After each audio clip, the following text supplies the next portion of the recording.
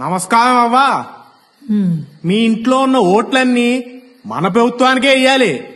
నేను తప్ప మా ఇంట్లో ఎవరూ మిగల్లేదయ్యా. ఓన్లే మిగిలిన ఒక్కోటైనా సరే నాకే ఇయ్యాలి. నువ్వు ముందుసారి ఒక్క ఛాన్స్ అంటే ఇంటెల 10 ఓట్లు మీకే వేశాం. మద్యపాన నిషేధం అని పిచ్చి ముందో పురుగుల ముందో అమ్మారు. అది దాగిన నా మొగుణ్ణి ఆసుపత్రికి తీసుకెళ్తే ఆరోగ్యశ్రీ పథకం అవ్వదని చెప్పారు. అంతే మంచాన పడిపోయాడు. మా పెద్దోడు తాపీ పని చేసేటోడు. ఈ ప్రభుత్వం ఇసుకను ఆపేస్తే పని లేక పని కోసం పక్క రాష్ట్రానికి వెళ్ళాడు.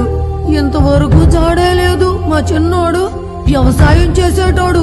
ఏ పంట వేయాలో ఈ ప్రభుత్వమే చెప్పి ధర స్థిరీకరణ అని గిట్టుబాటు ధర లేకుండా చేస్తే అప్పులు పాలై ఊరేసుకుని చచ్చిపోయాడు. అయినా కొడుకుపోతే బీమా వస్తుంది కావా? బీమా బీమా అంటే నమ్మకం. నా కుటుంబం పోయిన రోజునే ఆ నమ్మకం పోయిందయ్యా.